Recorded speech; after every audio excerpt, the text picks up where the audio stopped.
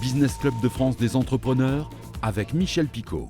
Soyez les bienvenus dans le Business Club de France des entrepreneurs. Aujourd'hui, c'est le best-of.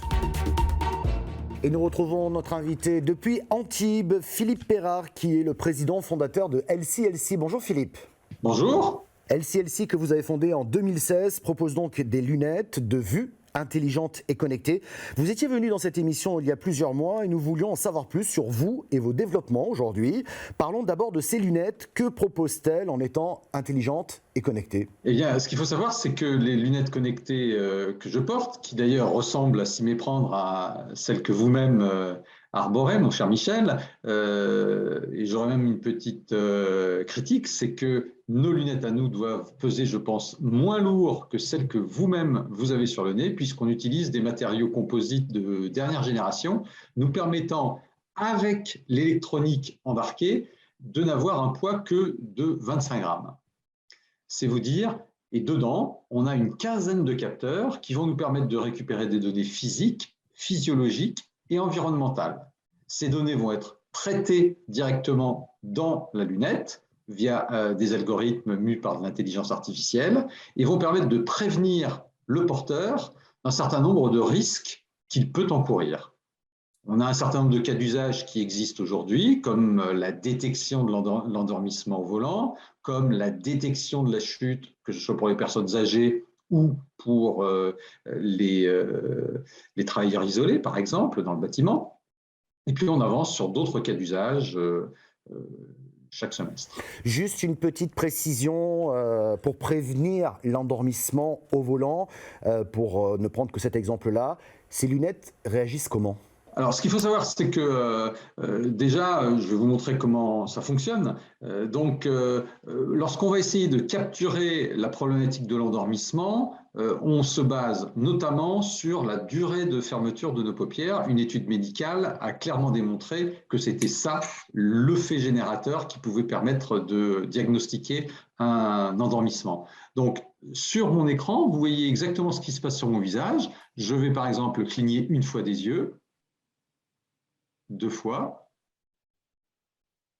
3 fois, je vais faire un bâillement et je vais faire une micro-chute de tête. Donc, tout ce que vous venez de voir à l'écran, c'est ce que nos amis informaticiens appellent des patterns dans leur langage. Et ces patterns, donc, elles ont une forme qui va être reconnaissable. Et c'est comme ça que l'intelligence artificielle va calculer à toute allure pour dire ça, c'est une pattern de clignement de paupières, ça, c'est une pattern de bâillement, ça, c'est une pattern de micro-chute de tête. Et donc, en fonction de ça, on va pouvoir dire attention, à partir d'un certain moment, Philippe, tu étais à peu près frais, mais maintenant, tu commences à piquer du nez. Et c'est là qu'on va lancer des alertes. Alors, on l'entend légèrement, mais on le voit, ça clignote dans la lunette. Alerte endormissement, soyez vigilant. Le smartphone prend aussi le... Alerte endormissement, veuillez vous arrêter dès que possible.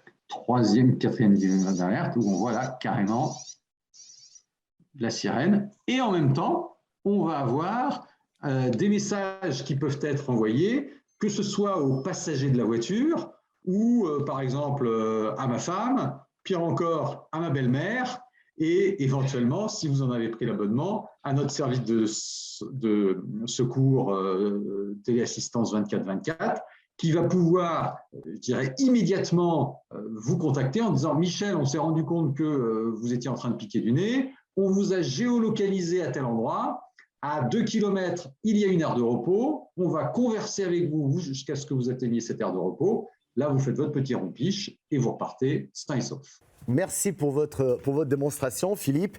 Comment a été perçue cette innovation dans le monde de l'optique, que vous connaissez bien d'ailleurs, on ne va pas refaire votre CV ici même, mais l'innovation est présente dans l'optique, notamment sur les montures et les verres, mais vous avez proposé de l'électronique dans les branches des montures, c'est quand même assez disruptif, non ?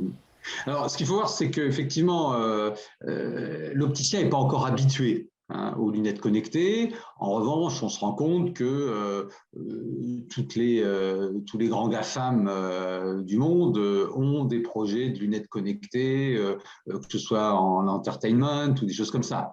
Donc, si vous voulez, on est dans l'ère où les choses vont basculer. On comprend qu'effectivement, grâce aux données qui vont être récupérées par la lunette, notamment, il y a beaucoup de choses à faire. Et si vous changiez de vie? Difficile, me direz-vous, et pourtant c'est ce qu'a fait Sylvain Renard. Il était journaliste reporter d'images, il était un petit peu fatigué par le rythme imposé. Il ne trouvait pas vraiment de sens, dit-il, à son métier. Il a donc changé radicalement de vie pour devenir boulanger. Mais comment passer de la télévision à la boulangerie? Un reportage de 7 à l'image. Eh bien, c'est tout simplement une recherche de sens. C'est-à-dire que dans mon précédent métier, je ne trouvais plus de satisfaction suffisante pour me lever le matin et aller travailler avec plaisir au travail. J'avais besoin de faire quelque chose de plus utile, de me sentir plus utile. Et c'est vrai que après 12 ans de travail à TF1, avoir sillonné le Limousin, j'avais besoin de retrouver quelque chose de plus concret. Et donc j'ai fait le choix de partir de TF1. Ça a été un choix difficile, mais je regrette rien. Ça fait 3 ans maintenant. Et c'est la meilleure chose qui me soit arrivée. Lors de mon précédent métier de journaliste, j'ai pas mal fait de reportages chez les boulangers, pour Jean-Pierre Pernaut, il adorait ça. Et moi aussi, ça tombait bien. Et j'ai toujours trouvé ça assez magique en fait. On a juste un petit peu d'eau, de la farine, du levain ou de la levure, et puis un peu de sel, et on a des produits qui sont vraiment extraordinaires. Il y en a qui sont dans le four en ce moment. Et puis surtout, c'est très concret, quoi. C'est-à-dire qu'on se lève le matin, moi je me lève le matin maintenant, et ma pensée c'est de faire du bon pain pour les gens, quoi. Et bien nourrir mes concitoyens, et ça donne du sens à la vie, quoi.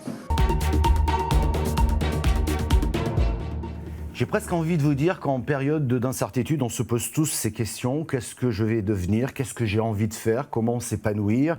On y pense tous plus ou moins. Peu change ou ose changer tout. Eh bien, notre invité l'a fait. Direction Nesle-la-Vallée, c'est dans le Val d'Oise, pour retrouver Sarah Meloki. Bonjour. Bonjour Michel. Alors Sarah, si vous aviez poursuivi votre première activité professionnelle, vous seriez peut-être à ma place ici en tant que présentateur télé et radio de cette émission. Mais non, vous avez quitté le journalisme, vous avez changé, vous avez tout changé. Racontez-nous votre parcours de jeune maman. Jeune maman, c'est important. Absolument. Écoutez, comme beaucoup de gens, il y a des parcours de vie qui font qu'à un moment, on se retrouve à tout remettre en question. C'est ce qui m'est arrivé. Je me suis retrouvée maman. Ça a tout bouleversé dans ma vie. Je me suis retrouvée maman solo en plus. Et donc, effectivement, il a fallu que je réinvente ma vie. Et là, je me suis posé la question tout simplement. J'ai le choix entre 2 options. Soit je crée une entreprise parce que j'avais déjà cette envie entrepreneuriale depuis très longtemps. Soit je reprends des études, je décide de me sécuriser parce que à cette époque-là, je n'avais pas fait d'études supérieures tout simplement. Et il y a un célèbre psychiatre qui dit choisir c'est renoncer, pardon. Et donc, comme je n'avais pas envie de renoncer, j'ai décidé de faire les 2, tout simplement. Donc, à 26 ans, je me retrouve à tout reprendre depuis le début. Je commence par des exercices niveau CM2 et je me remets à niveau en quelques mois et je décide d'intégrer la fac de médecine de Strasbourg avec l'objectif d'aller en 2e année pharma. Et j'y arrive. J'y arrive du premier coup. Donc, voilà, je reprends mes études en pharmacie. Et effectivement, cette idée pharma-commerce, cette double casquette pharma-commerce ne m'a jamais quittée. Donc, j'ai décidé de terminer mon cursus en pharmacie avec un master spécialisé central et STEC entrepreneur.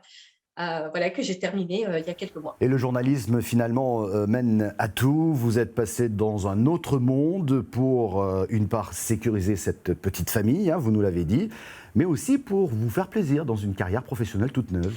Absolument, il fallait que je reste fidèle à moi-même. Et la preuve, au jour d'aujourd'hui, je ne regrette absolument pas le choix que j'ai fait. Je suis toujours autant amoureuse de ce secteur, du secteur de la santé et du secteur de la beauté également, puisque je me suis spécialisée par la suite dans le secteur de la beauté. Et dans Éco-Région aujourd'hui, direction Strasbourg, où depuis plus de 30 ans, Hubert Aberbuch restaure les carrosseries de véhicules anciens et de véhicules de prestige également. Un reportage d'Alsace. La carrosserie HH Service a été fondée en 1976 par Hubert Aberbuch dans le quartier du Port du Rhin. Elle est spécialisée dans la rénovation de véhicules anciens. Cette voiture, c'est une voiture de course qui a disparu et il nous reste quelques photos, si vous voulez voir là-haut. Et avec les photos, on redessine et on recrée la voiture, quoi. Ça dépend des périodes, mais on va dire que c'est moitié-moitié un peu. Entre de la restauration, comme la Maserati, où on part d'une voiture existante, on la restaure, on change tous les bouts qui sont oxydés, tout ça. Et la recréation de carrosserie complète. Il y a quand même plein de entre guillemets, corps de métier qui rentrent en action en reconstruisant une voiture, quoi. À l'époque, il y avait plusieurs corps de métier. Il y avait les menuisiers en automobile, il y avait les ferreurs qui faisaient toutes les ferrures, il y avait les tôliers, il y avait les peintres, il y avait les garnisseurs, il y avait plein de métiers que nous, maintenant, on est obligé de condenser un peu dans un atelier, quoi.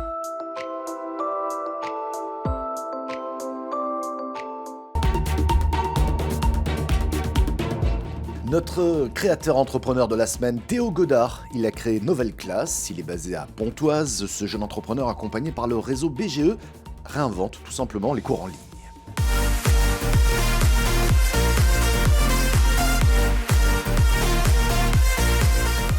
Alors Nouvelle Classe, c'est un site de soutien scolaire en ligne pour les élèves au collège, au lycée et pour les étudiants. Notre démarche depuis le début, c'est de s'inspirer de ce qui marche chez les jeunes aujourd'hui pour le reproduire sur Nouvelle Classe, mais sous forme de soutien scolaire. Pour les stimuler, les captiver comme le fait TikTok, mais sur Nouvelle Classe au service de leur éducation, de leur formation, de leurs cours, pour les aider à réussir leur année scolaire. Alors sur Nouvelle Classe, on trouve principalement deux choses. Tout d'abord des contenus pédagogiques adaptatifs, c'est-à-dire que nos contenus, les contenus qu'on propose sur le site, s'adaptent au niveau de chaque élève. C'est-à-dire qu'en fonction des réponses de chacun, notre plateforme proposera des contenus différents. Et la deuxième chose qu'on trouve, c'est une partie communauté. Donc on est les premiers à faire ça, on appelle ça du peer teaching, c'est-à-dire de l'enseignement par les pairs. En fait, les élèves vont pouvoir travailler ensemble sur des problèmes, sur des exercices, donc on les met en lien. On a créé pour ça un Discord, et les élèves échangent entre eux tous les jours. Vraiment, la spécificité de Nouvelle Classe, c'est qu'on met tous nos efforts dans la validation par les élèves de ce qu'on propose sur la plateforme. Alors pour garantir la qualité des contenus pédagogiques sur Nouvelle Classe, on a différents systèmes. Tout d'abord des partenariats avec des maisons d'édition comme Nathan. On travaille aussi avec des professeurs de l'éducation nationale. Et puis on a un système de vérification, également par des professeurs de l'éducation nationale, qui regardent nos vidéos et nous font des retours sur la pédagogie, sur le contenu. Voir les fruits de ce travail, les élèves qui progressent, qui ont des 20 sur 20, qui disent que c'est grâce à Nouvelle Classe, enfin, c'est du bonheur, des parents aussi qui viennent nous dire que c'est génial. Et c'est ça qu'on défend, c'est l'adaptation, l'adaptive learning, l'apprentissage adapté à chaque élève pour les propulser vers la réussite. Vous pouvez retrouver cette émission en replay vidéo sur le site de votre télévision locale ou sur celui de l'émission. Nous sommes également disponibles en podcast audio. Merci de votre fidélité et à la semaine prochaine.